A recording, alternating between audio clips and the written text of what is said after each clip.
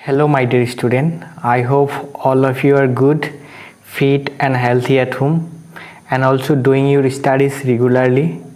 Okay, ठीक है. तो आज मैं तुम लोगों के लिए फर्स्ट टाइम एक टेबल टॉक लेक्चर लेके आया हूँ.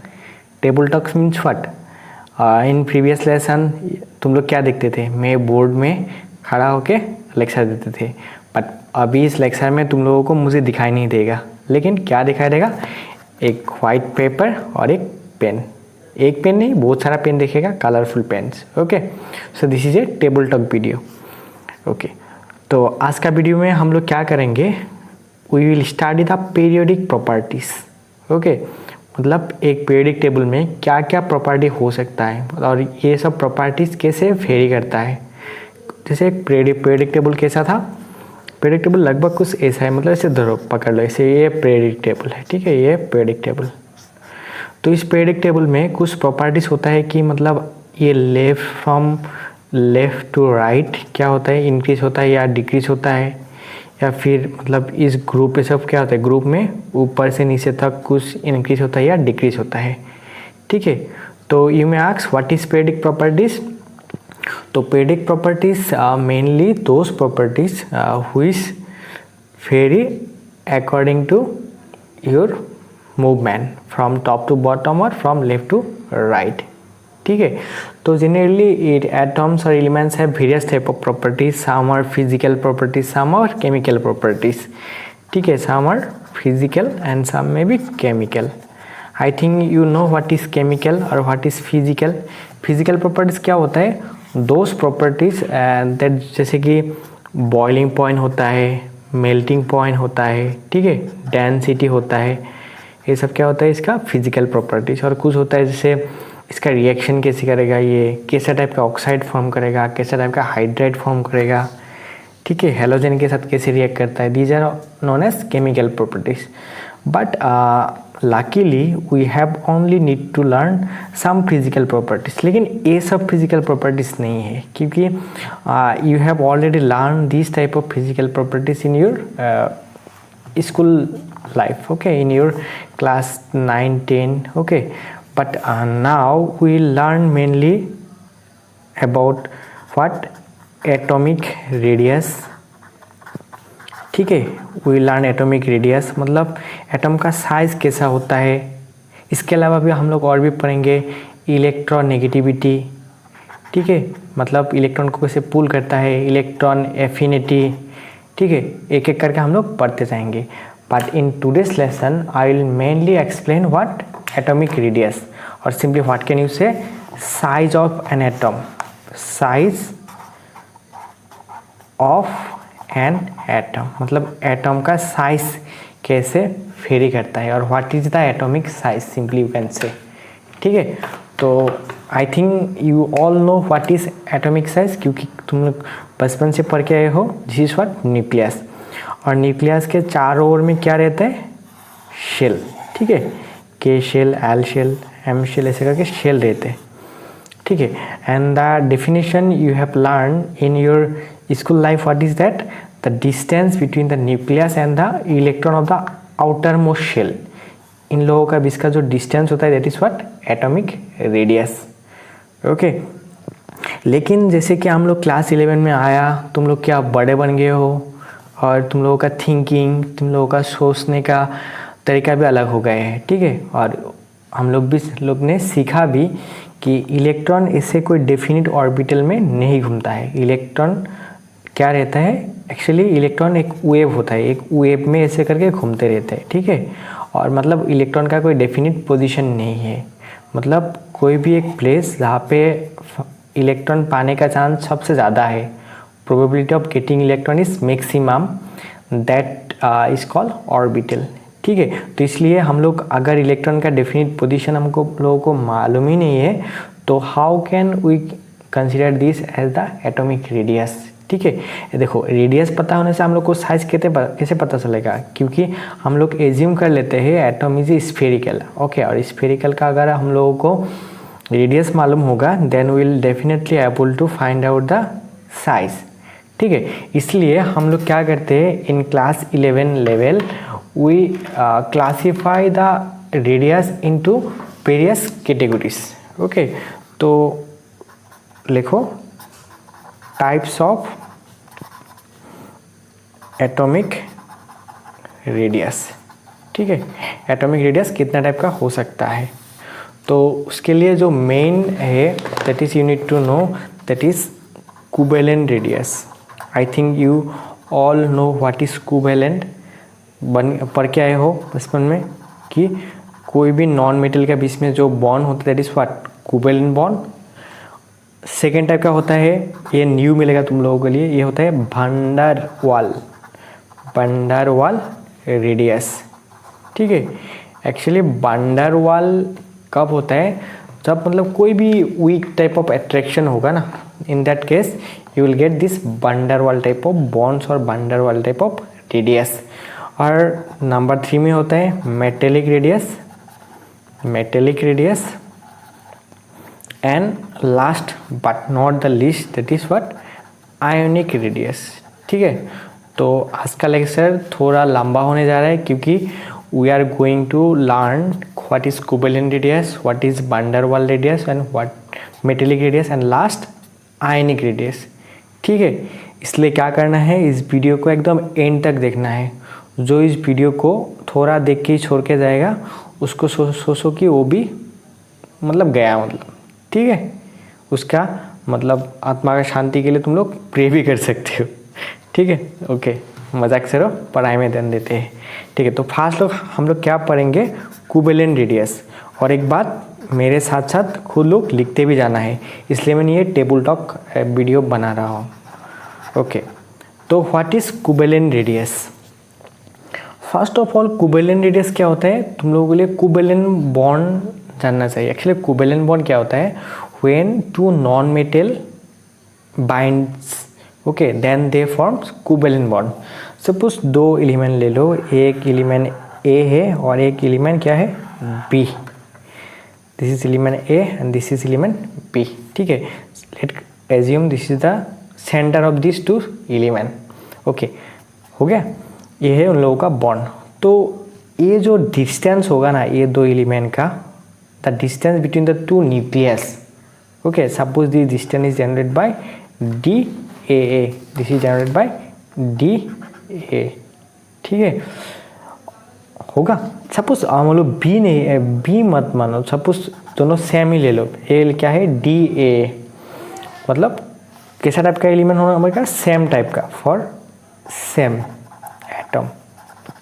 एग्जाम्पल से ले सकते हो हाइड्रोजन। हाइड्रोजन में क्या होता है, 2 हाइड्रोजन बॉन्ड होता है सेम, तो अब क्या होगा, the distance between the 2 centre, अगर क्या करोगे तो इसका कोवेलेंट रेडियस निकालना है, क्या करना है, जस्ट डिवाइड इट बाय 2, इसको 2 से डिवाइड कर दो, मतलब this is covalent equal to distance is divided by 2, then you will get the covalent radius.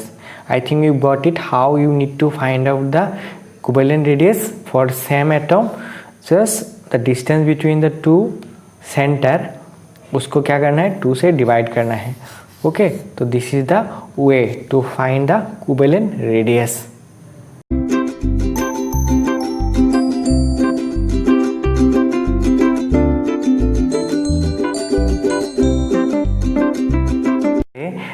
हमेशा क्या नहीं होता है, सेम एटम के बीच ही कोवेलेंट बॉन्ड नहीं हो सकता है, मतलब 2 different type of non metal के साथ भी क्या हो सकता है, कोवेलेंट बॉन्ड हो सकता है। जैसे कि तुम ले लो HCl, हाइड्रोजन एंड क्लोरीन, दोनों क्या है, नॉन मेटल है।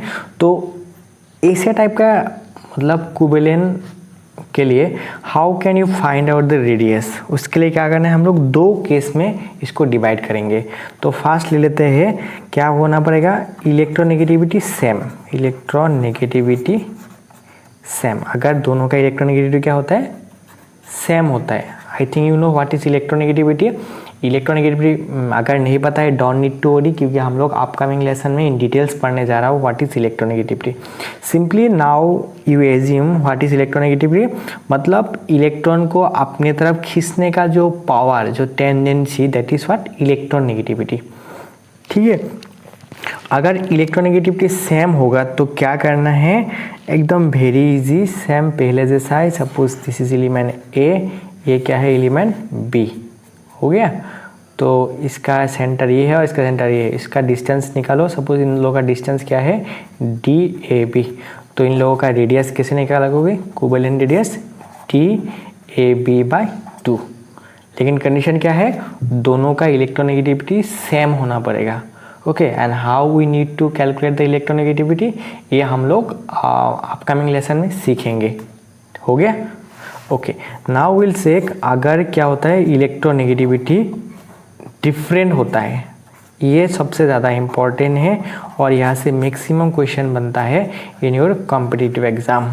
ओके, तो लेट्स चेक। सपोज 2 एलिमेंट ले लो, दिस इज एलिमेंट A, ये हो गया एलिमेंट B।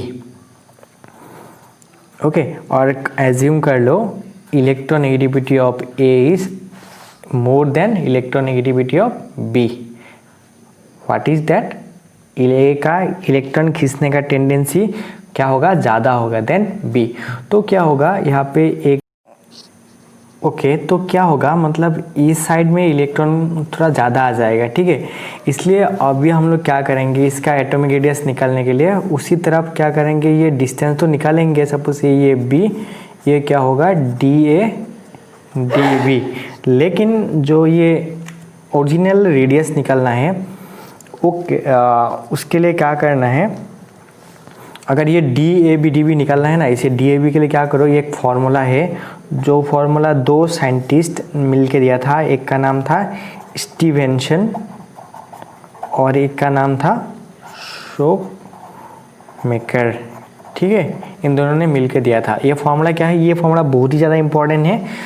ये दोनों का डिस्टेंस निकालने के लिए क्या करना है, first you need to find the radius of A, then radius of B, उसके साथ एक वैल्यू जो होता है 0.09। ठीक है, 0.09, और इसमें होता है psi A minus psi B होगा। तो यहाँ पे RA and RB is what, radius of A and B। Okay, and this is a constant value, एंड ये जो साई A है ये क्या होगा, electronegativity value of A, and psi B क्या होगा, this is electronegativity value of B। Okay, and you don't need to worry, in your exam this two value will be given. ठीक है, तो कैसे निकालना है, इसके लिए हम लोग क्या करेंगे, एक न्यूमेरिकल करेंगे और उस न्यूमेरिकल साथ इसको हम लोग समझेंगे अच्छे से। ठीक है, लेकिन उसके पहले एक बात नोट लगा के लिख लो। क्या नोट लगा के लिखना है, कोवेलेंट रेडियस, क्या, what is covalent radius is slightly smaller than actual radius. Actual radius, जो एक्चुअल रेडियस होगा उससे कोवेलेंट रेडियस थोड़ा ज़्यादा बड़ा होता है, क्योंकि हम लोगों को पता है, यहाँ पे देख सकते हो ये दोनों क्या थोड़ा दूर दूर में रहता है, इसलिए इन लोगों के बीच में क्या होता है, एक्चुअल रेडियस से थोड़ा क्या होगा, ज़्यादा होगा। तो तुम पूछ सकते हो sir why we can not find out the actual radius, हम लोग फिर एक्चुअल रेडियस क्यों नहीं निकालता है। ठीक है, उसके लिए तुम लोग याद रख सकते हो एक्चुअल रेडियस निकालने में क्या प्रॉब्लम होता है। एक एटम क्या होता है, बहुत ही ज़्यादा छोटा होता है, मतलब size of an atom is very small, बहुत ही ज़्यादा छोटा होता है। अगर नॉर्मली एवरेजली देखा जाता है 1.2 आर्मस्ट्रॉन्ग होता है। I think you know what is angstrom, 1 angstrom is equal to 10⁻⁻10 metre. Just imagine कितना छोटा होगा। ठीक है, और जो सेकंड पॉइंट क्या कर सकते हो, सिंस द इलेक्ट्रॉन, मैंने बताया मतलब इलेक्ट्रॉन क्या है, एक क्लाउड में रहता है, मतलब एक साइज में, और क्लाउड में रहने से हम लोग क्या कर सकते हैं, उसका लोकेट करना इतना इजी नहीं है। सो हम लोग एक्चुअल साइज नहीं निकालता है, हम लोग क्या करते हैं, कोवेलेंट रेडियस निकालते हैं, वैन डेर वाल्स रेडियस निकालते हैं, ऐसा सब निकलता है। ठीक है, तो चलो एक न्यूमेरिकल देखते हैं, उसके बाद हम लोग वैन डेर वाल्स रेडियस पढ़ेंगे। ये है क्वेश्चन आप लोगों के सामने। क्वेश्चन क्या है, calculate the bond length of CX bond if CC bond length is 1.54 Armstrong and XX bond length is 1 Armstrong, ठीक है। एंड इलेक्ट्रोनेगेटिविटी वैल्यू भी दिया हुआ है किसका, C का एंड X का, ओके। क्या क्या कितना है, 2 and 3 रेस्पेक्टिवली। तो तुम्हें क्या निकालना है, जो C X, सपोज ये एलिमेंट ले लो, ये है C और ये है X, हो गया। This is C, this is X। तुम लोग पॉज मार के क्वेश्चन को लिख लेना, अभी हम जल्दी में है तो इसलिए हम जल्दी जल्दी इसको पढ़ेंगे, ओके। तो तुम्हें क्या गया है, ये जो C और X इन लोगों का जो डिस्टेंस है इसको निकालने दिया है, ठीक है। What is the distance of CX, मतलब DCX निकालना है। लेकिन तुम्हें क्या बताया गया है, you are given, what is given, it is given that the CC bond length दिया हुआ है। What is the CC bond length, CC bond length क्या है, 1.54 आर्मस्ट्रॉन्ग, ठीक है। तो क्या करो, इसका तुम लोग रेडियस निकाल लो। रेडियस निकालने का मैंने बोला था जस्ट डिवाइडेड बाय 2, तो definitely you will gate 77 Armstrong, हो गया। तो सेम XX बॉन्ड लेंथ भी दिया हुआ है, XX bond length, what was the value of XX bond length, it was 1.00। तो इसका भी RX निकाल लो, मतलब रेडियस निकाल लो, रेडियस विल बी 1/2, मतलब 0.50 आर्मस्ट्रॉन्ग, ठीक है। और ये डिस्टेंस निकालने का फॉर्मूला क्या था, DCX is equal to radius of C radius of X minus 0.09। उसके साथ क्या करना है, दोनों का इलेक्ट्रोनेगेटिविटी सब्सट्रैक्ट करके देना है, ठीक है। तो put the values, what are the values, RC का वैल्यू कितना मिला अभी हम लोगों को 0.77 और RX का वैल्यू कितना मिला 0.05 और ये वैल्यू भी पुट कर दो। इसका वैल्यू कितना है 3 माइनस 2। क्वेश्चन को अच्छे से पढ़ लेना, then you will get this value. After calculating you will get 1.27। ये दोनों ऐड करने से क्या होगा 1.27, उसके साथ ये क्या होगा 0.9, इसका वैल्यू तो 1 हो जाएगा 1। तो after subtracting it you will gate 1.18 Armstrong, ठीक है। क्रॉस चेक कर लेना क्योंकि मेरा मैथ्स इतना अच्छा नहीं है।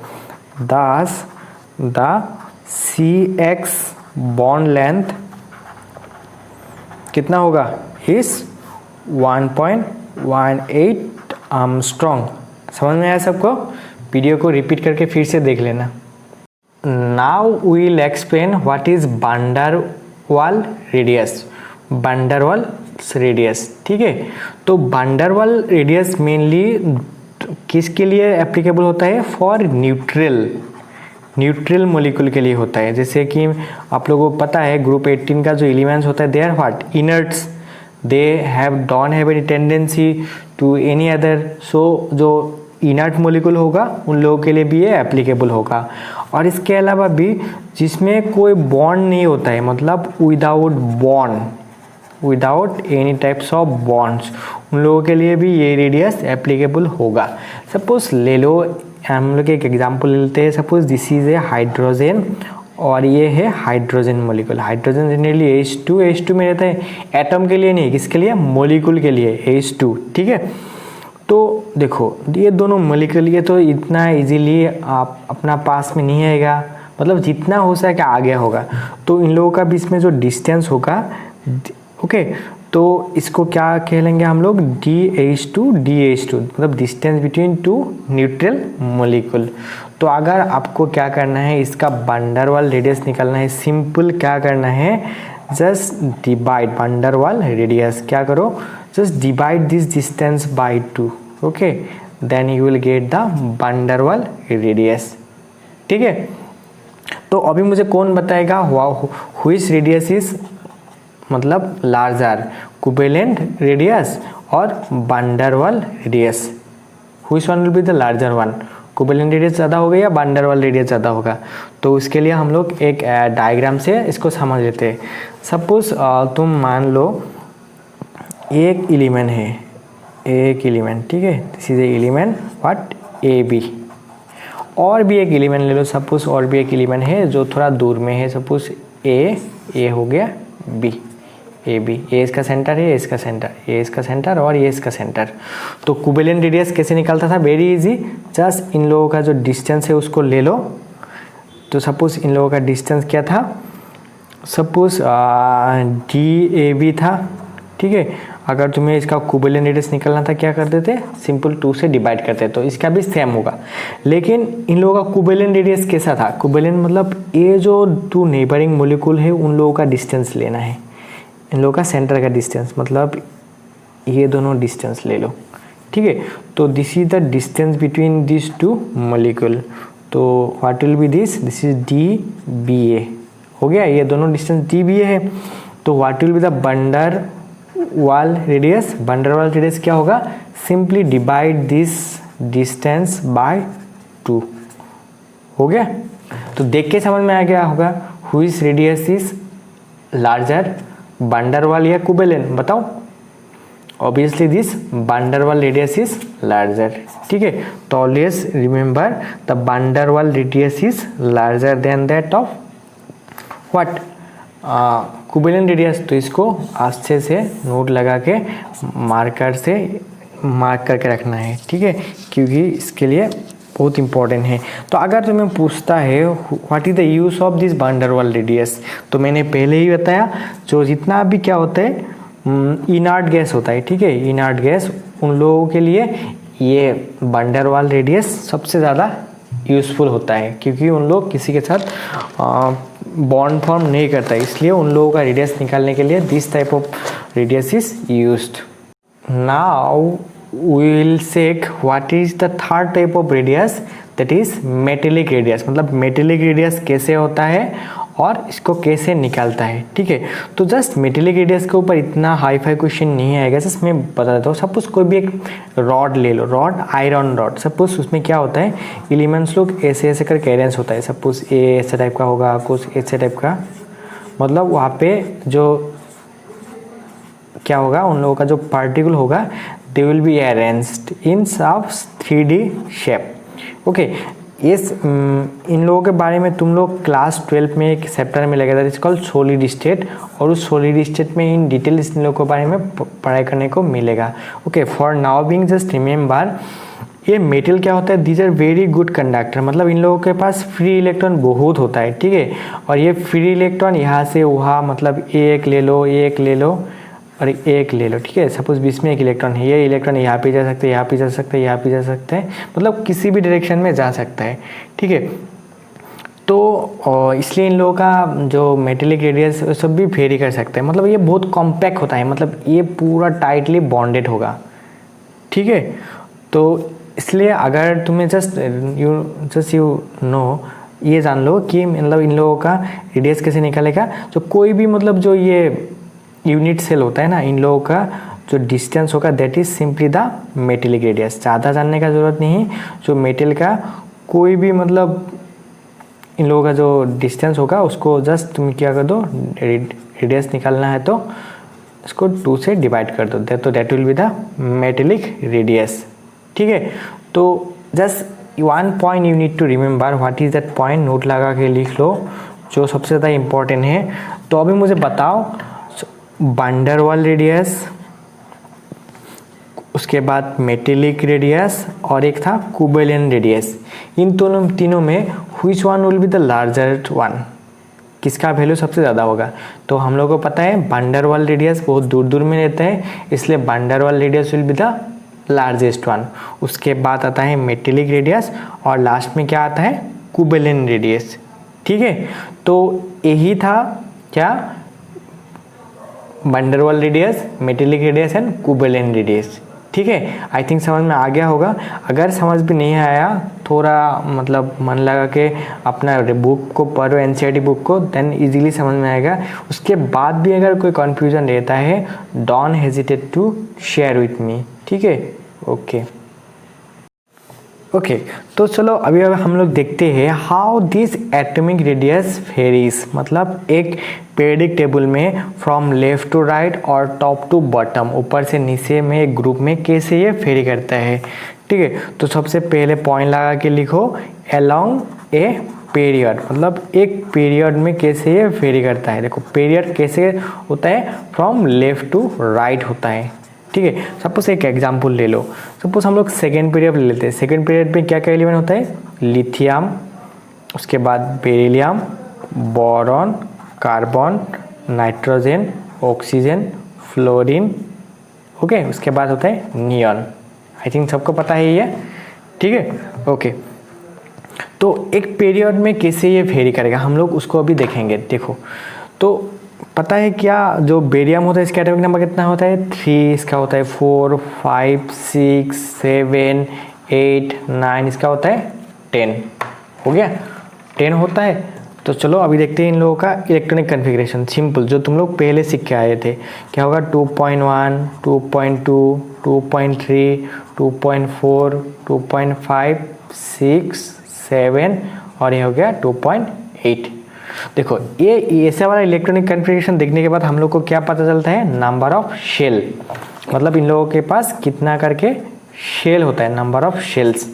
तो जैसे कि हम लोग के यहाँ पे दिखाई दे रहा है सबके पास कितना शेल है, 2 शेल है, मतलब सबके पास नंबर ऑफ शेल इज 2 है।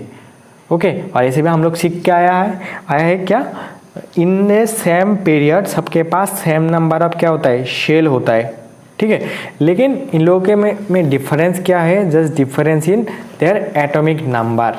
Atomic number is generated by Z। देखो इसके पास एटॉमिक नंबर 3 है, इसके पास एटॉमिक नंबर 8 है और इसके पास एटॉमिक नंबर 10 है। ठीक है, हो गया। तो ये atomic number is nothing but what, atomic number is nothing but number of protons.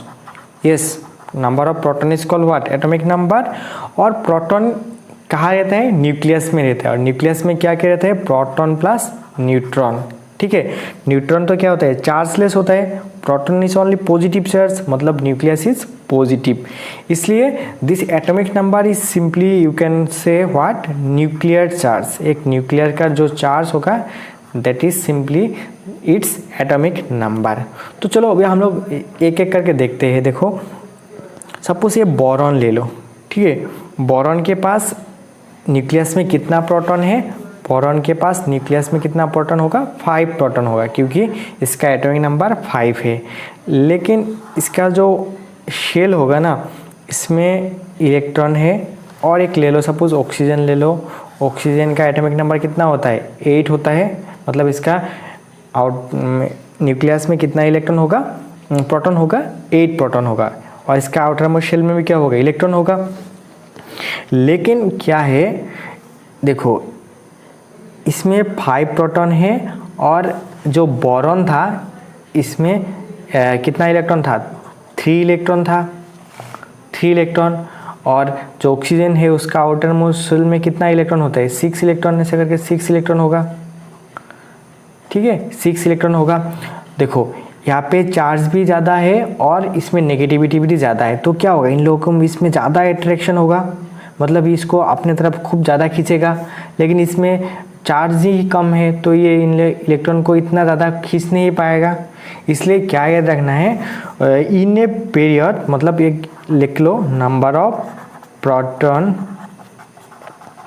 Increases. कहाँ से कहाँ इंक्रीज होता है, from left to right. Left to right जाने से नंबर ऑफ प्रोटॉन इंक्रीज होता है। और जब नंबर ऑफ प्रोटॉन इंक्रीज होगा क्या होगा, न्यूक्लियर चार्ज इंक्रीज होगा। और न्यूक्लियर चार्ज इंक्रीज होने से क्या होगा, इलेक्ट्रॉन का जो अट्रैक्शन होगा वो भी क्या होगा, इंक्रीज होगा। और इलेक्ट्रॉन का अट्रैक्शन ज़्यादा हुआ मतलब क्या होगा, ये जो आउटर मोस्ट शेल हो इसको अपने तरफ खींचेगा, इसलिए क्या होगा, एटॉमिक रेडियस डिक्रीज होगा। तो ओवरऑल क्या याद रखना है, in a period from left to right, from left to right their atomic size or atomic radius decreases due to increase in their nuclear charge। समझ में आया सबको, पीरियड में क्या होता है, from left to right there size decreases. क्यों decrease होता है, due to increase in nuclear charge. Okay चलो अभी हम लोग नंबर 2 में देखते, नंबर बी देखते हैं। नंबर ए में क्या देखा था, along a period. Now will check along a group. एक ग्रुप में मतलब ऊपर से नीचे में कैसे करके ये एटॉमिक रेडियस वेरी करता है। तो लिखो डाउन द ग्रुप, मतलब ऊपर से नीचे, मतलब top to bottom. Got it? Okay एक एग्जाम्पल ले लेते हैं। सपोज कौन सा ग्रुप ले लूँ? यस सबका मन में कौन सा ग्रुप आया?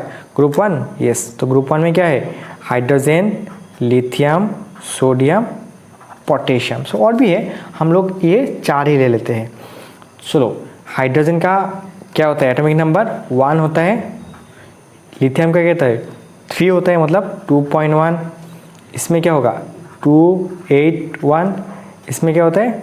2881। तो इसमें क्या दिखाई दे रहा है? जैसे कि तुम ऊपर से नीचे आ रहे हो, you are coming from top to bottom, there shell, number of shells. Okay number of shell is increasing, number of shell is increasing from top to bottom. यहाँ पे कितना है? एक शेल है, यहाँ पे 1 2 3 4, तो शेल इंक्रीज हो रहा है। तो ऑब्वियसली क्या बोल सकते हो? नंबर ऑफ शेल अगर ज़्यादा होगा तो उन लोगों का एटॉमिक रेडियस भी क्या होगा? ज़्यादा होगा। ओके तो just simply remember atomic radius is directly proportional to the number of shell. मतलब अगर हम लोग ऊपर से नीचे आएंगे तो इन लोगों का एटॉमिक साइज भी क्या होगा? इंक्रीज होगा। जैसे कि हम लोग को पता है chemistry is a subject of exception, मतलब केमिस्ट्री फुल ऑफ एक्सेप्शन है। मतलब जो हम लोग पढ़ते हैं, जो हम लोग दिखते हैं, वो सच नहीं भी हो सकता है। ठीक है तो चलो हम लोग कुछ एक्सेप्शन देखते हैं। और हमेशा याद रखना है जो एक्सेप्शन टॉपिक होता है वो हमेशा एग्जामिनर्स का फेवरेट टॉपिक होता है। मतलब वहाँ से मैक्सिमम क्वेश्चन बनता है। कहाँ पे? नीट में, CEE में, ठीक है, और कोई भी कॉम्पिटिटिव एग्जाम में मैक्सिमम क्वेश्चन एक्सेप्शन वाला टॉपिक से ज़्यादा आएगा। तो हम लोग पहले देखेंगे पीरियड्स में कहाँ कहाँ ये रूल फॉलो नहीं होता है। जैसे कि तुम लोगों को सबको दिक्कत हुआ था क्रोमियम एंड कॉपर का इलेक्ट्रॉनिक कन्फिगरेशन में, है कि नहीं? तो उसी तरफ हम लोग देखेंगे। सपोज फर्स्ट पीरियड में देखो, पीरियड 1 में, पीरियड 1 में क्या क्या होता है? हाइड्रोजन एंड हीलियम होता है। तो मैंने थोड़ा देर पहले क्या बताया? फ्रॉम लेफ्ट टू राइट जाने से इन लोगों का साइज ज़्यादा होता है, मतलब उसी कम होता है। तो उसी हिसाब से हाइड्रोजन का साइज ज़्यादा होना चाहिए था और हीलियम का कम होना चाहिए था। बट रियलिटी में क्या है? Hydrogen is smaller than helium. तो क्यों? तो सर ने बोल दिया एक्सेप्शन, तो याद रखना है। ओके एक्चुअली जितना भी एक्सेप्शन है ना उन लोगों का रीजन भी होता है, इसलिए केमिस्ट्री का बदनाम भी है एक्सेप्शन का सब्जेक्ट बोल के। तो मैं बोल देता हूँ ये क्यों होता है। देखो ये हीलियम क्या होता है? Helium is a noble gas. Helium क्या होता है? एक नोबेल गैस होता है। और नोबेल गैस में कौन सा वाला रेडियस होता था? थोड़ा देर पहले पढ़ के आया, वंडरवाल रेडियस। लेकिन हाइड्रोजन क्या होता है? एक ये नॉन मेटल है, हीलियम भी नॉन मेटल है, लेकिन हाइड्रोजन तो क्या नहीं है? नोबेल गैस नहीं है। तो इसमें क्या आएगा? कोवेलेंट रेडियस आएगा। और हम लोगों को क्या पता है? Van der Waals radius is larger than covalent radius. तो उसी रीजन के वजह से हाइड्रोजन का क्या होगा? एटॉमिक जो रेडियस होगा it will be smaller as compare to helium. तो चलो हम लोग अभी सेकेंड वाला पीरियड में इसका कुछ एक्सेप्शन देखते हैं। पीरियड 2 में देखते हैं। देखो पीरियड 2 में क्या क्या एलिमेंट था बताओ जल्दी जल्दी? Beryllium, lithium, beryllium, boron, carbon, nitrogen, oxygen, fluorine, neon. ठीक है वीडियो देख रहे हो कि नहीं? मुझे पता है ये वीडियो लेंथी होने जा रहा है। अभी तक तो बहुत सारे लोग क्या कर रहा होगा, ये वीडियो शूट के भाग भी गया होगा। ठीक है इसलिए जो लोग भाग गया तो सोचो क्या उन लोग भी गया? यस तो normally we know what from left to right क्या होता है? In a period their size decreases. तो उसी हिसाब से तो क्या होना चाहिए? लिथियम का साइज सबसे बड़ा और नियॉन का साइज सबसे छोटा। तो वही होगा, मतलब लिथियम बड़ा होगा, बेरियम, उसके beryllium, boron, carbon, nitrogen, oxygen, fluorine. इतना तक तो ठीक है। लेकिन ये जो नियॉन है ना, ये नियॉन क्या है?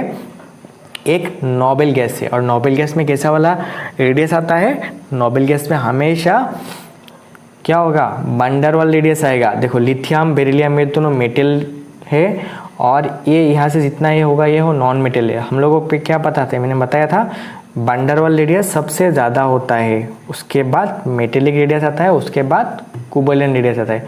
तो इसलिए इसको याद रखना है, मतलब कोई भी पीरियड में ऐसे करके पीरियड 3 पीरियड 4 सब में होगा, ठीक है। मतलब थर्ड पीरियड जो पीरियड 3 होगा उसमें भी आर्गन का सबसे ज़्यादा होगा। उसके बाद ही तुम्हारा क्या होगा? Sodium, magnesium, aluminium, silicon, phosphorus, sulphur, ठीक है, क्लोरीन। लेकिन हिसाब से तो आर्गन का सबसे छोटा होना चाहिए था, लेकिन वो नहीं है, क्योंकि ये आर्गन क्या होगा? एक क्या है? नोबल मेटल है, ठीक है। समझ में आ गया? मतलब कोई भी पीरियड में जो नोबल गैस होगा उसका एटॉमिक रेडियस सबसे ज़्यादा होगा, उसके बाद जो नॉर्मल ट्रेंड उसको फॉलो करेगा। तो ये था पीरियड में एक्सेप्शन। तो अभी हम लोग कुछ एक्सेप्शन देखेंगे जो डी ब्लॉक के लिए इम्पोर्टेंट है। लिखो एक्सेप्शन इन डी ब्लॉक। तो सबको पता है what is D block? Group 3 से लेकर ग्रुप 12 तक जितना भी एलिमेंट होता है these are known as D block. तो चलो डी ब्लॉक को हम लोग मोटा मोटा करके 3 टाइप में डिवाइड कर सकते हैं। एक होता है 3D, एक होता है 4D और एक होता है 5D। हम लोग पूरा देखेंगे, ठीक है। मैक्सिमम स्टूडेंट इस टॉपिक को क्लास 12 में पढ़ता है, लेकिन as you have taken coaching तो कुछ तो एडवांटेज होना पड़ेगा ना, तो कुछ तो पहले हम लोग सीख के रखेंगे। तभी तो हम लोग क्लास 12 में थोड़ा पढ़ने के लिए कम रहेगा, तो ज़्यादा एफर्ट दे पाएंगे और तब तुम लोगों को बोर्ड का रिजल्ट भी अच्छा होगा और स्टेट रैंक मिल कर पाओगे इजीली। Okay, yes, okay. तो चलो 3D में क्या क्या था मैंने सिखाया था? सुनो तुम विवाह कर लो मुझसे, फिर कोई नहीं कहेगा जानो। याद है? स्कैंडियम, टाइटेनियम ऐसा करके सब रहता है, ठीक है। तो इसका एटॉमिक नंबर कितना? वो 21, 22, 23, 24, 25, 26, 27, 28, 29 एंड 30 होगा। तो जो नॉर्मल ट्रेंड है उसमें क्या होना चाहिए था? From left to right a size क्या होना चाहिए था? डिक्रीज होना चाहिए था। होना चाहिए था कि नहीं? ये नॉर्मल है, बट मैंने क्या बोला? केमिस्ट्री में जो दिखता है वो हमेशा सही होता भी नहीं है। तो इन रियलिटी में क्या होगा? In reality you need to remember, जो मैं इसका रीजन भी बताऊंगा उसके पहले देख लो रियलिटी क्या होता है। जो स्कैंडियम है ना, स्कैंडियम से लेकर ये जो स्कैंडियम टू जो वेनेडियम होता है, इसमें इसका साइज क्या होता है? डिक्रीज होता है। मतलब ये लोग अपना रूल फॉलो करते हैं। मतलब स्कैंडियम टू वेनेडियम ये साइज क्या होगा? डिक्रीज होगा। लिख लो, उसके बाद मैं रीजन भी बताऊंगा। उसके बाद ये जो क्रोमियम से लेकर एक कोबाल्ट तक ये कांस्टेंट रहता है। मतलब यहाँ पे कांस्टेंट रहेगा। कहाँ से कहाँ तक? Chromium to cobalt, this is constant. मतलब इसका एटॉमिक रेडियस लगभग सेम होगा, ठीक है। लेकिन ये जिंक से लेकर निकेल से लेकर जिंक तक, मतलब निकेल टू जिंक, ये वैल्यू क्या होता है? इंक्रीज होता है। क्यों होता है उसके लिए हम लोग देखेंगे। तो पहले याद रखो, from scandium two chromium this is decrease, ये डिक्रीज होगा। उसके बाद ये कांस्टेंट रहेगा। उसके बाद ये क्या होगा? इंक्रीज होगा। लास्ट में क्या होता है? इंक्रीज होता है, ठीक है। ये इंक्रीज होगा। अगर ये तुम ग्राफिकली देखना चाहते हो तो क्या होगा? पहले सपोज ये है ना, यहाँ से लेकर यहाँ तक मतलब कम गया, उसके बाद कांस्टेंट रहा, उसके बाद फिर से ज़्यादा हुआ। तो मैं ये सही ग्राफ नहीं भी हो सकता है, लेकिन मैंने जस्ट दिखाया, ठीक है। तो चलो रीजन देखते हैं, इसका रीजन क्या होता है। Okay my dear student, now will check the reasons. What is the reason? मतलब इन लोगों का रीजन क्या है, ठीक है। तो सबको पता है जो स्कैंडियम था, इन लोगों का आउटर मोस्ट इलेक्ट्रॉनिक कन्फिग्रेशन क्या था? सबको पता है, मैंने सिखाया था। एक बार याद करने का ट्राई करो। स्कैंडियम के लास्ट में क्या था? D1 था, D1। इसमें क्या था D2, इसमें क्या था D3, इसमें था D4 या 5।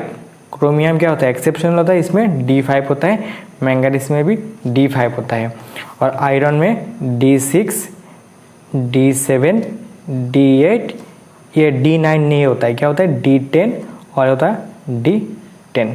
मतलब ऐसा करके मैं दिखाता हूँ NS2 NP ND10 N-1 NS2 N-1 D10 ऐसा था ना, तो मैंने उसको जस्ट सिंपली ऐसे करके लिख दिया। ठीक है, तो यहाँ से भी एक क्वेश्चन बन सकता है, क्या बन सकता है से डी ब्लॉक एलिमेंट का कौन सा इलेक्ट्रॉनिक कॉन्फ़िगरेशन पॉसिबल नहीं है।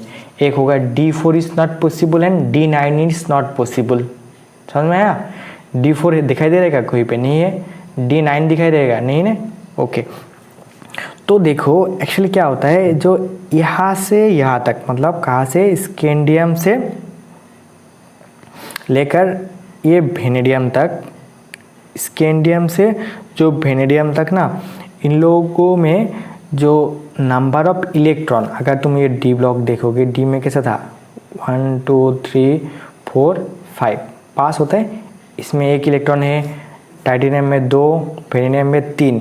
इसमें नंबर ऑफ इलेक्ट्रॉन क्या है कम है, इसमें नंबर ऑफ इलेक्ट्रॉन कम है, इसलिए देखो अगर दो सेम चार्ज मतलब दो नेगेटिव एक साथ आया और दो पॉजिटिव एक साथ आया, उन लोगों के बीच में क्या होता है रिपल्शन होता है। ठीक है, पॉजिटिव हमेशा पॉजिटिव को रिपेल ही करता है, नेगेटिव को रिपेल करेगा, लेकिन ये जो नेगेटिव ना ये पॉजिटिव को अट्रैक्ट करेगा। ठीक है, there is attraction between two opposite charge.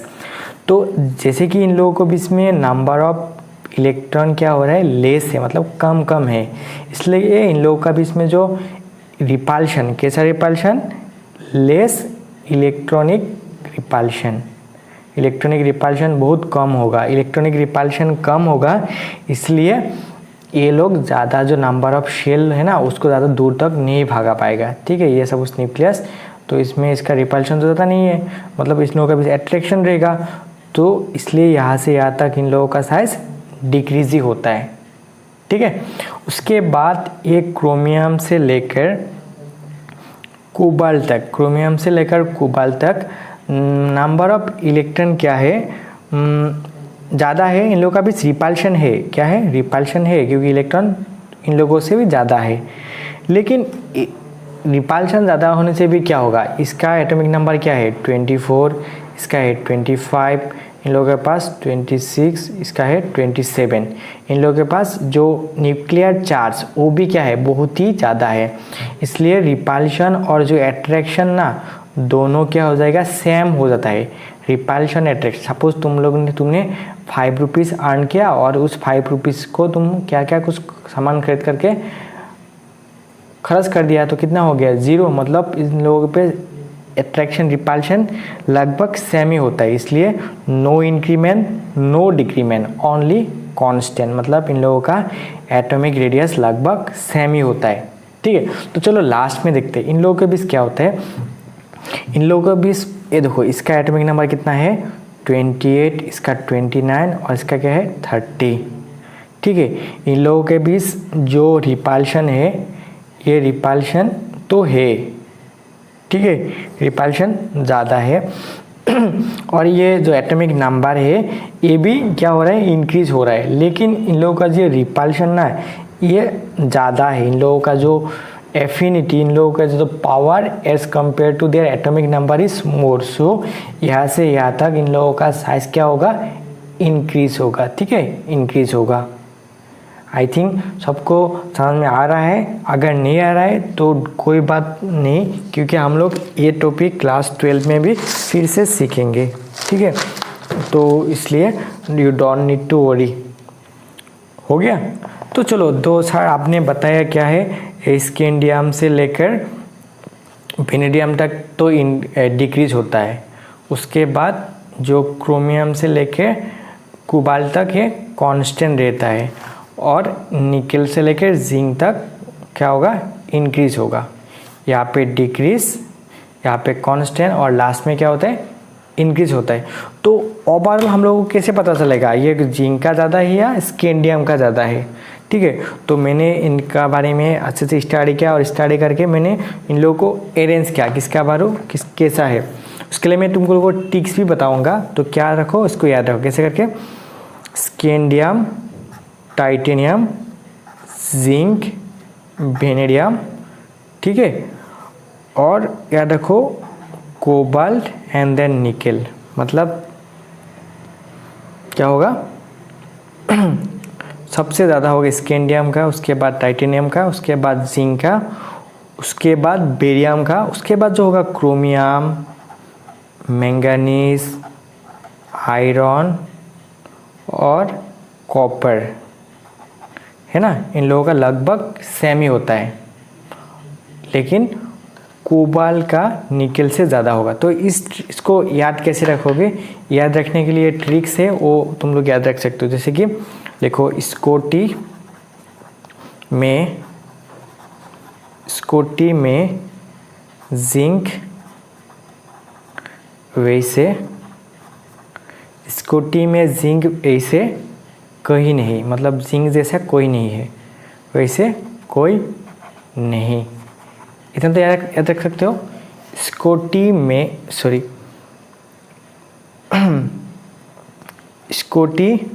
में जिंक जैसा कोई नहीं।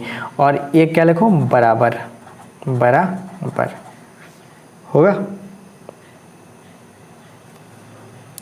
ओके, चलो अभी हम लोग थर्ड नंबर एक्सेप्शन देखते हैं। ये एक्सेप्शन सबसे ज़्यादा इम्पोर्टेंट है, एक्सेप्शन नंबर 3।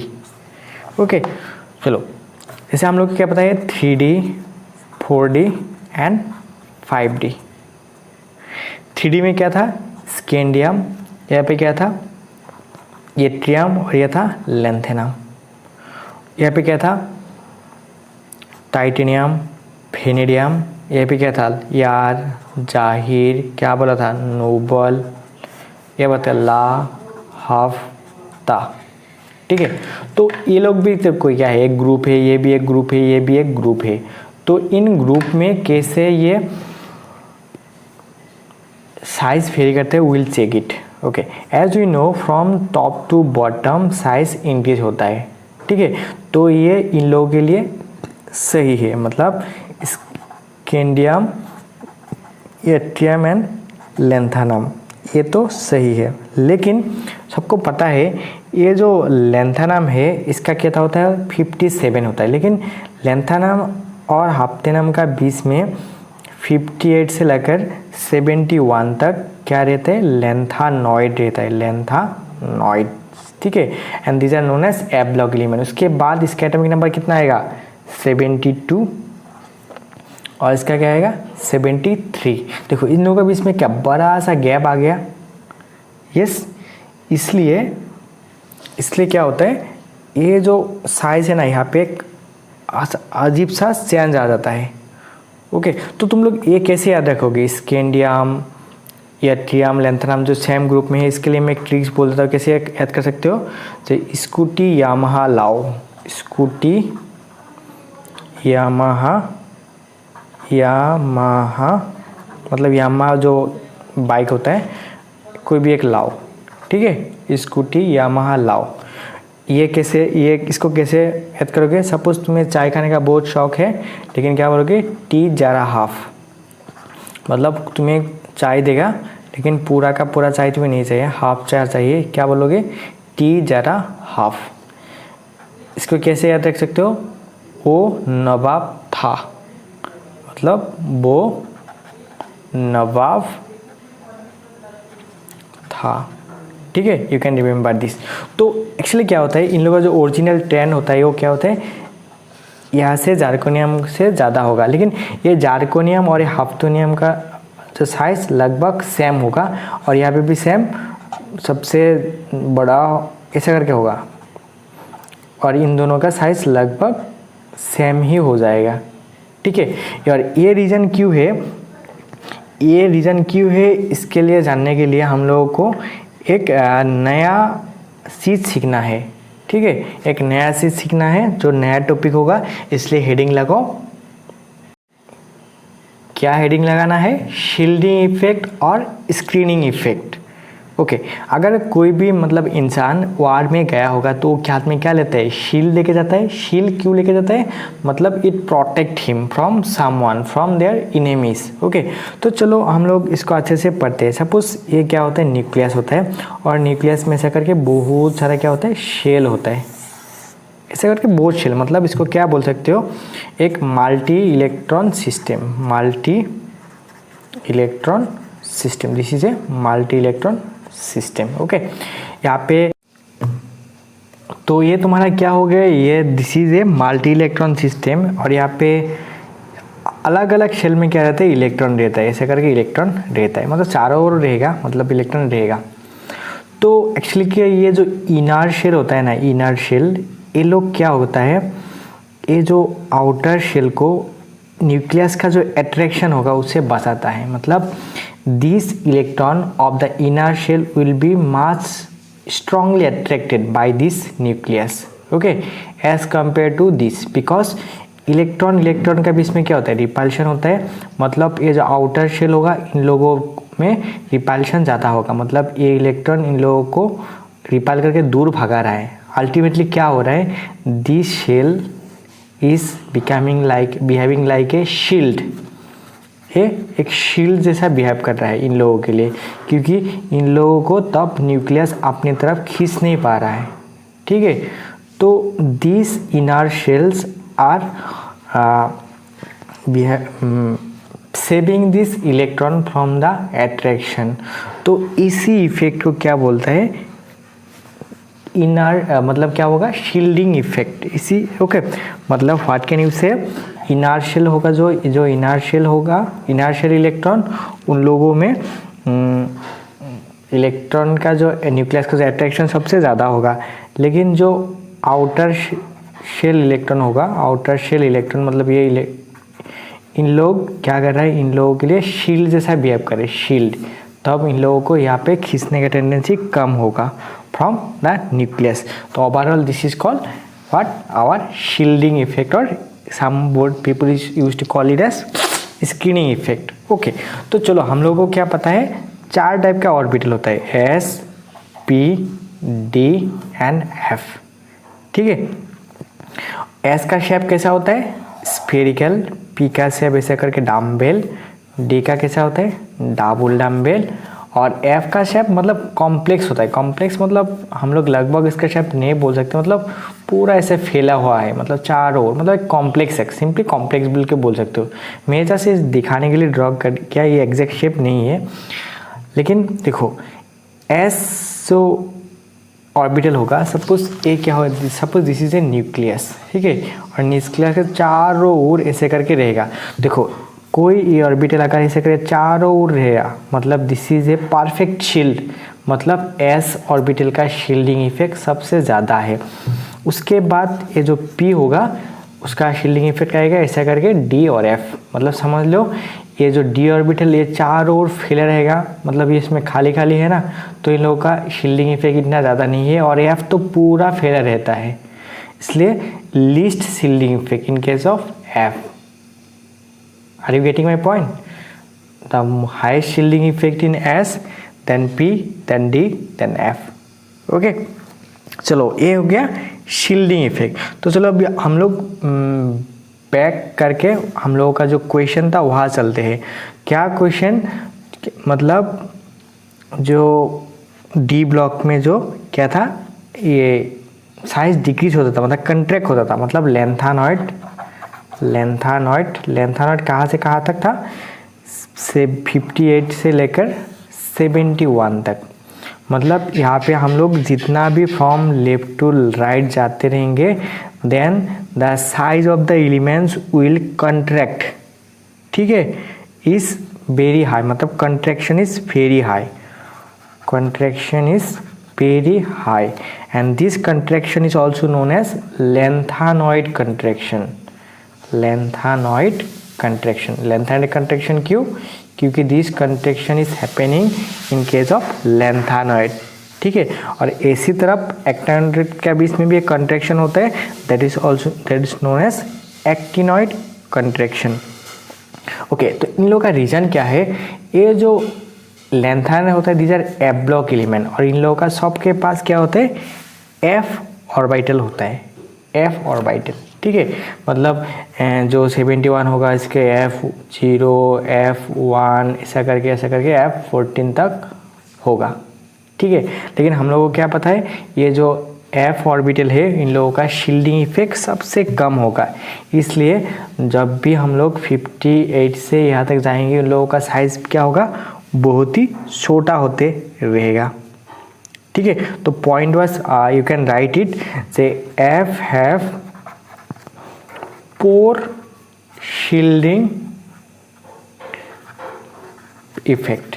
वो तो हम लोग देखा है कि रीजन क्या है, क्योंकि इन लोग पूरा फैला हुआ होता है, so it can not shield outer electron from the nucleus. इन लोगों का जो आउटर इलेक्ट्रॉन होगा उसको न्यूक्लियस से इन लोग बचा नहीं पाते हैं, मतलब outer electron will be attracted. यहाँ पे जो मैंने दिखाया था, इन लोगों का जो आउटर इलेक्ट्रॉन होगा इन लोगों को ये जो शील्डिंग नहीं कर सकते, इन लोग पूरा इनसाइड में आ जाएगा। इनसाइड में आ जाने क्या होगा, इन लोग कंट्रैक्शन होगा, इन लोग का साइज छोटा होते जाएगा, ओके। तो write it down what you need to rote nucleus, okay. After that so outer electron will be attracted towards nucleus, so atomic radius will decrease obviously, okay. So overall this effect is known as lanthanide contraction। Okay my dear student, I hope सबको lanthanide contraction समझ में आ गया होगा। Still if you have any doubt, okay, तो don't need to worry, because in a very short interval of time तुम लोगों का लाइव क्लास स्टार्ट होने जा रहा है, ठीक है। I think it will be start from first week of August, okay. तो during that live session I will try to clear all your doubts.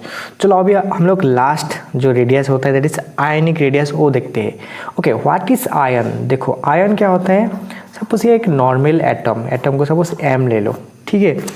अगर ये एटम एक इलेक्ट्रॉन किसी और को दे देता है, मतलब ये क्या हो जाता है m+, मतलब इसने एक इलेक्ट्रॉन किसी और को दे दिया, तो this type of ion is known as what, cation. मतलब किसी को एक इलेक्ट्रॉन देने से क्या होता है, पॉजिटिव चार्ज आता है, and that is a ion, that is what, cation.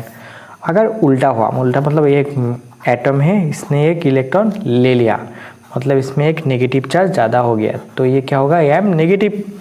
तो this type of anion will be known as anion. I think you know this mass, okay. तो इस एनायन और कैटायन में जो रेडियस का ट्रेंड वो कैसे होता है, इसके लिए जस्ट सिंपली याद रखो, इन लोगों का ट्रेंड क्या होता है, जो नेगेटिव आयन होगा मतलब एनायन उसका सबसे ज़्यादा होगा, उसके बाद नॉर्मल एटम, उसके बाद positive atom. Simply what can you right,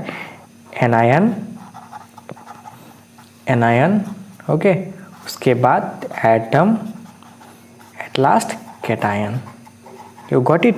तो व्हाट इज द रीजन, ऐसा क्यों होता है, उसके लिए very simple. Suppose this is a normal metal nucleus, ठीक है, और नॉर्मल एटम न्यूक्लियस, इसके पास सपोज कितना इलेक्ट्रॉन है, 1 2 3, सपोज 4 इलेक्ट्रॉन है, ठीक है। लेकिन क्या किया तुमने, इससे एक इलेक्ट्रॉन हटा दिया, एक इलेक्ट्रॉन कम हो गया, अब इसमें क्या होगा, 1 2 3 होगा। देखो पहले 4 लोग थे यहाँ पे, अभी क्या है, 3 लोग हैं, तो अभी इन लोगों को ये ज़्यादा खींचेगा, क्योंकि यहाँ पे चार्ज तो कम नहीं हुआ और इलेक्ट्रॉन ही कम होगा, तो इन लोगों को ये ज़्यादा खींचेगा, ठीक है। What can you right, in cation attraction is more, ज़्यादा खींचेगा, इसलिए क्या होगा, size will decrease. I think you got it, okay. अगर उल्टा करके देखो, सपोज एक एटम है, इसमें पहले 4 इलेक्ट्रॉन था, अभी एक इलेक्ट्रॉन इसने ले लिया, लेके इसमें कितना इलेक्ट्रॉन हो गया, इसमें पास इलेक्ट्रॉन हो गया 1 2 3 5 इलेक्ट्रॉन, ठीक है। लेकिन इसमें तो नेगेटिव चार्ज ज़्यादा आ गया और इन लोगों के इलेक्ट्रॉन में क्या होगा, थोड़ा रिपल्शन भी होगा और ये चार्ज तो ज़्यादा इंक्रीज नहीं हुआ, चार्ज तो उतना ही रह गया, लेकिन इलेक्ट्रॉन ज़्यादा हो गया, इसलिए ये थोड़ा दूर में रहेगा, इसलिए इन लोगों का साइज क्या होता है, इंक्रीज होता है। तो what can you right in anion, what can you right in anion attraction is less, okay. So size क्या होता है, इंक्रीज हो जाता है। चलो हम लोग कुछ एग्जाम्पल के लेके इसको अच्छे से समझते हैं। सपोज एक क्वेश्चन ले लो, सपोज हाइड्रोजन ए है और ये हाइड्रोजन प्लस और ये हाइड्रोजन माइनस। तो अगर तुम्हें अरेंज करने दिया हो किसका एटॉमिक साइज सबसे ज़्यादा होगा, हम लोग को पता है जिसमें नेगेटिव चार्ज ज़्यादा आता है, जो एनायन होता है उसका साइज सबसे ज़्यादा होता है, उसके बाद एटम, उसके बाद कैटायन, हो गया। चलो अभी तुम इसको बताओ, suppose nitrogen 1 negative, nitrogen 2 negative, nitrogen 3 negative, इसमें किसका होगा, मैंने क्या बताया, जिसका एटॉमिक मतलब जिसमें नेगेटिव चार्ज ज़्यादा होगा उसका साइज ज़्यादा होगा, मतलब ऐसा वाला होगा। अगर ऑक्सीजन में देखो सपोज 1 नेगेटिव है और इसमें सपोज 2 नेगेटिव 1 नेगेटिव, इसका ज़्यादा होगा, इसका ज़्यादा होगा, ओके। कैसे हुआ इसके लिए हम लोग पढ़ेंगे। ये देखो फ्लोरीन, सपोज ये फ्लोरीन है प्लस है, फ्लोरीन एटम है और ये फ्लोरीन नेगेटिव है, किसका ज़्यादा होगा, this is anion, this is atom, this is cation, समझ में आ गया, ओके। तो और भी एक लो, सपोज क्रोमियम 3+ है, क्रोमियम 6+ है, ठीक है, मतलब इससे 6 इलेक्ट्रॉन चला गया, इसमें 3 इलेक्ट्रॉन चला गया, तो इसका साइज क्या होगा, ज़्यादा होगा, ठीक। उसी तरह आप आयरन में भी देख सकते हो, this is Fe2+, this is Fe3+, okay, तो इसका साइज सबसे ज़्यादा होगा। तो लास्ट में और एक एग्जाम्पल दे देता हूँ, Mn2+, Mn4+ और Mn6+, ठीक है, बताओ खुद करो, यस यस, ओके ओके। तो ट्रेंड देखते हैं इन लोगों का, ट्रेंड मतलब इन लोग पीरियड ग्रुप में कैसे चेंज होगा। तो पहले देखते हैं इन पीरियड, पीरियड में कैसे इन लोगों का चेंज होगा, मतलब याद रखना है पीरियड में सिंपल नॉर्मल जो ट्रेंड है, मतलब फ्रॉम लेफ्ट टू राइट, ये क्या होगा, डिक्रीज होगा, और ग्रुप में क्या होगा, same from top to bottom, मतलब ऊपर से नीचे तक, ये साइज क्या होता है, इंक्रीज होता है, इंक्रीज मतलब ये इंक्रीज होगा, ठीक है, दिस विल इंक्रीज, ओके। तो लेकिन ये कब होगा, if and only if the charge is same, मतलब सबके पास सेम नंबर ऑफ चार्ज होना पड़ेगा तभी ये होगा, ठीक है। तो मतलब एक एग्जांपल ले लेते हैं, suppose lithium plus, sodium plus, potassium plus, rubidium plus, मतलब दीज आर इन ग्रुप 1, ठीक है, ये ऊपर से नीचे तक जा रहा है और सबके पास सेम नंबर ऑफ चार्ज है, तो obviously this will flow this rule, ठीक है, हो गया, ओके। अगर इन लोगों के पास नंबर ऑफ चार्ज अलग अलग होगा तब अलग होगा, उसके लिए हम लोग एक नया चीज पढ़ेंगे, that is called isoelectronic species. देखो आइसो का मतलब होता है सेम, इलेक्ट्रॉनिक मतलब इलेक्ट्रॉन, ऐसा स्पेसिस जिसमें सेम नंबर ऑफ इलेक्ट्रॉन रहता है, तो simply what can you write, same number of electron, ठीक है। तो चलो कुछ एग्जांपल लेते हैं, सपोज ले लो N3 negative, O2 negative, F negative, Na+ और Mg2+, ठीक है। देखो नॉर्मली हाइड्रोजन, नाइट्रोजन के पास कितना इलेक्ट्रॉन होता है, 7 इलेक्ट्रॉन, इसने 3 इलेक्ट्रॉन ले लिया और टोटल कितना इलेक्ट्रॉन हो गया, 10। ऑक्सीजन के पास कितना होता है, 8, इसने 2 ले लिया तो क्या होगा, 10 इलेक्ट्रॉन। इसके भी सबके पास अगर देखोगे तो 10 इलेक्ट्रॉन, 10 इलेक्ट्रॉन। कैसे, मैग्नीशियम का टोटल इलेक्ट्रॉन कितना होता है, 12, इसने 2 दे दिया, 10। सोडियम का कितना होता है, 11, इसने 1 दे दिया, क्या हो गया, 10। देखो सबके पास सेम नंबर ऑफ इलेक्ट्रॉन है, इसलिए इन लोगों को क्या बोलेगा, आइसो इलेक्ट्रॉनिक स्पेसिस।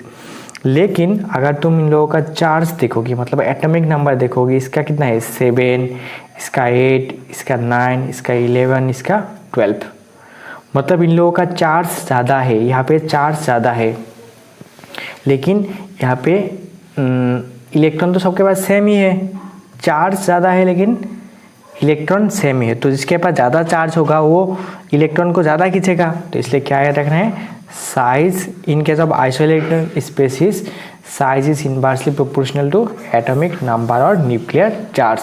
तो बताओ इसमें सबसे ज़्यादा चार्ज किसके पास है, एटॉमिक नंबर किसके पास है, मैग्नीशियम, मतलब ये इसमें क्या होगा, एट्रैक्शन ज़्यादा होगा, तो इसके साथ सबसे छोटा होगा, मतलब this will be the trend. I think you got it, okay. तो और एक एग्जांपल ले सकते हो, सपोज Mg, मतलब ये तो हो ही गया, मतलब इसका क्या होगा, Mg Na plus F negative O negative, ठीक है, और N3 नेगेटिव। और भी एक एग्जांपल ले सकते हो, सपोज सल्फर 2 नेगेटिव, फिर फॉस्फोरस 3 नेगेटिव, क्लोरीन 1 नेगेटिव। तो बताओ किसके सबके पास देखो 18 इलेक्ट्रॉन, सल्फर के पास नॉर्मली कितना इलेक्ट्रॉन होता है 16, इसने 2 ले लिया तो 18 इलेक्ट्रॉन, फॉस्फोरस के पास कितना होता है 15, इसने 3 ले लिया, कितना हो गया 18 इलेक्ट्रॉन, और इसके पास होता है 17, एक इलेक्ट्रॉन ले लिया 18 इलेक्ट्रॉन हो गया। लेकिन मैंने क्या बताया, जिसका एटॉमिक नंबर ज़्यादा होगा उसके साइड सबसे छोटा होगा, मतलब इसका कितना होता है एटॉमिक नंबर 17, इसका होता है 15 और इसका होता है 16। तो सबसे कम किसका है फॉस्फोरस, मतलब Fe3 negative is the largest one, then S2 negative and then chlorine 1 negative. तो ओके माय डियर स्टूडेंट, तो this were all about today's lesson. मुझे पता है आज का लेसन थोड़ा लेंथी हुआ और थोड़ा कॉम्प्लेक्स भी लगा होगा तुम लोगों को। You don't need to worry, just try to watch the lesson again and again. एक बार में समझ में नहीं आया तो 2 बार देखो, नहीं तो 3 बार देखो, देखते रहो। उसके बाद फिर भी कोई डाउट है डोंट हेजिटेट, क्योंकि यहाँ पे मैं हूँ तुम लोगों का डाउट डेमोलिश करने के लिए, ठीक है। You can call me D मतलब डाउट डेमोलिशर, ओके। हो गया, तो चलो विश यू